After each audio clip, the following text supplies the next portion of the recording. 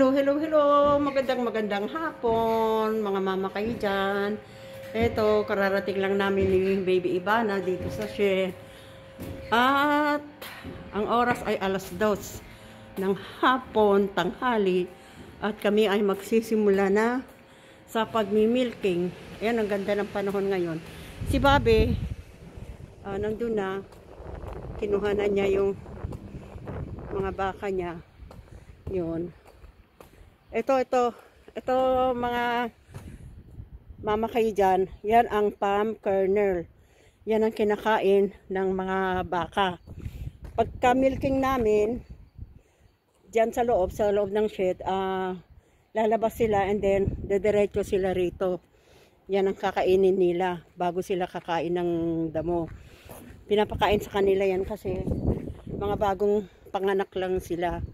So, kailangan nila ito bago sila pupunta dun sa kanilang lugar sa paddock.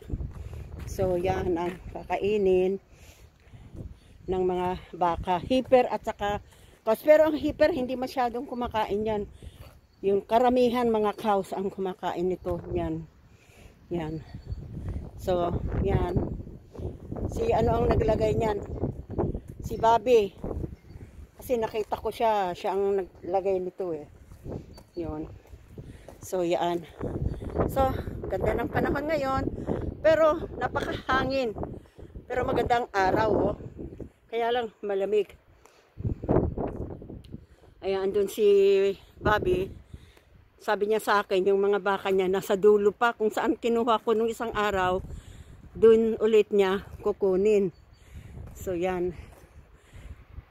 Yan ang weather dito sa New Zealand. Napakaganda ng panahon ngayon. Hindi umuulan. Ngunit, mahangin at malamig. Pero okay lang yan. Dito sa labas, nalalamigan kami. Pero pag sa loob naman ng bahay, hindi na malamig kasi nga naka-heater kami. Pinubuksan ko yung heater. So, yan. Ikot tayo rito. Tingnan natin kung andyan na yung baka ni Bobby, ang farm manager. Si Bobby ang nagpapatakbo ng farm na ito. Ngayon,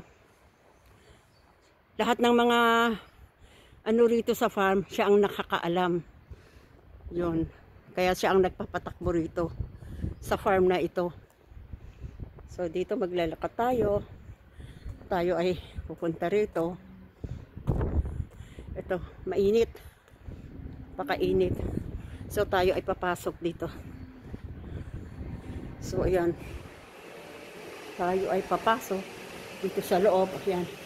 Mamaya, i-operate ko na yung mga cups. Mamaya. Pag andyan na yung mga baka na kinuha ni Bobby. Hindi ko pa natatanaw yung mga baka niya eh. So, tayo ay papasok dito. Ay, Baby Ivana. Baby. Ayan, kasama namin si Ivana. Mamaya niyan si Ivana.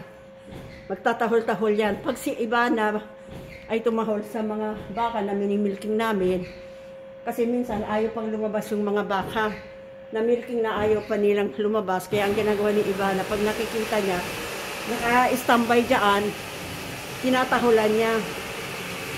Patapos matatapos sila, lalabas na sila. So, yun. So, mag-out na ako. Babo. Mga mama kayo dyan. Mga friends ko sa Pilipinas. Kumusta kayo dyan? Kumusta rin sa ate ko, sa kapatid ko. And then, sa kuya ko, si Atty. Palma. Tsaka ang akin, sister na kapatid na si Ombudsman Feli. Hello ate, kumusta ka na? Hello kuya, kumusta ka na? Ingat-ingat kayo dyan. Bye, dyan na ako. Dyan na kayo, babu.